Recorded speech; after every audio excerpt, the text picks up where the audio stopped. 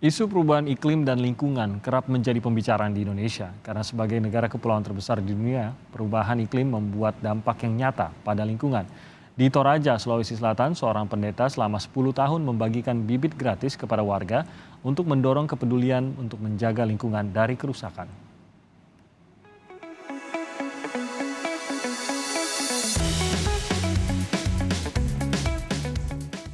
Itu saya urus mulai dari biji, kalau dia tanaman hortikultura misalkan lombok, terung putih, terung ungu, dan sebagainya, sayur-sayuran, kayu-kayuan itu ya saya cari sendiri bijinya.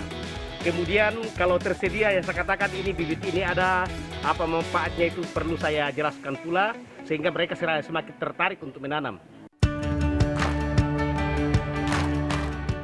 Sore itu, Rasali Senampe sibuk merapikan bibit tanaman di lahan perkebunan milik gereja.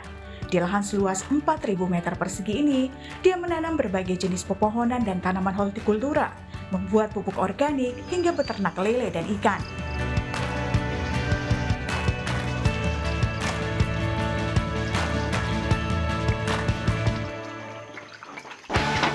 Rasali Senampe adalah pendeta gereja Toraja di wilayah Rantai Pao, Toraja Utara, Sulawesi Selatan. Bibit yang berhasil dia semai kerap dibagi-bagikan kepada masyarakat dan jemaat secara gratis.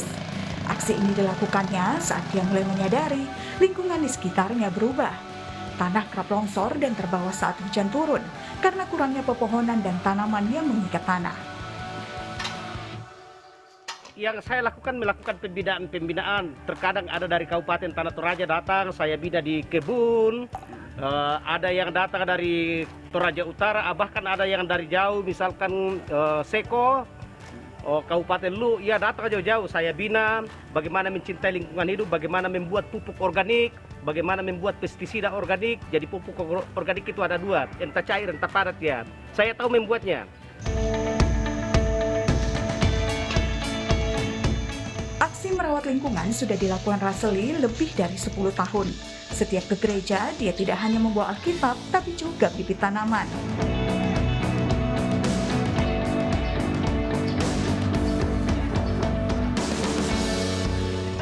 Seperti pagi ini, dia memimpin ibadah di gereja Toraja yang berada di Kampung Sanggala Makale, Tanah Toraja.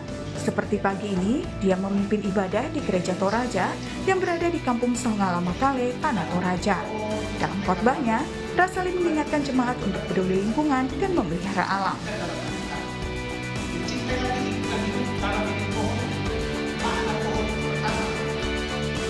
Usai khotbah, acara bagi-bagi bibit pun dilakukan.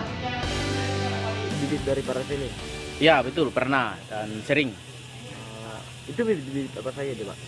Ada beberapa jenis pohon, ada pohon yang berkayu keras, ada juga bibit-bibit yang kami tanam sebagai tanaman-tanaman hortikultura untuk kebutuhan-kebutuhan dapur anggota jemaat. Bisa tumbuh dengan baik ya? Ya, kami sudah nikmati di sini dan kita lihat hasilnya sudah ada di sekitar gereja. Tak hanya dibagi-bagikan secara gratis, bibit hasil persemaian juga kerap dibawa Raseli untuk ditanam di lahan gersang dan tandus. Tujuannya agar tanah tidak longsor dan sumber air bisa tetap terjaga.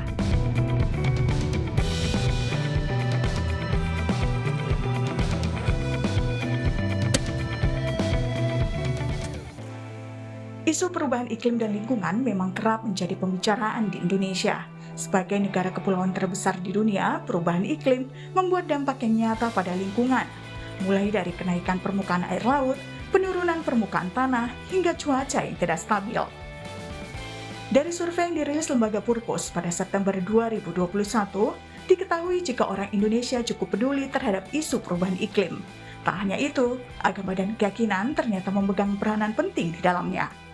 Dari 2073 responden yang tersebar di berbagai kota di Indonesia, sebanyak 74 responden sangat setuju dan 17% setuju jika alam dan lingkungan adalah ciptaan Tuhan, sehingga kita bertanggung jawab untuk memelihara.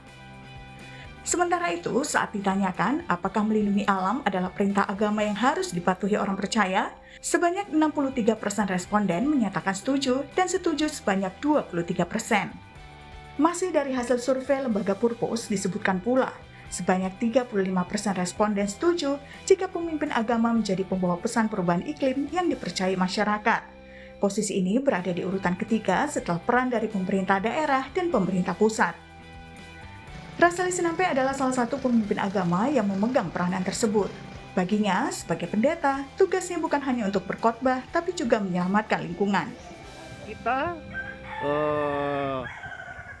memiliki tanggung jawab yang amat luar biasa. Jadi kita tidak ingin dunia ini menjadi tandus, menjadi gersang seperti di dalam kitab Mika pasal 7 ayat 13. Bumi akan menjadi tandus karena perbuatan penduduknya, masyarakatnya. Seperti itu. Karena itu kita tidak ingin terjadi kegersangan, kita tidak ingin terjadi ketandusan sehingga kita harus merawatnya. Dan amat luar biasa itu menjadi panggilan iman kita.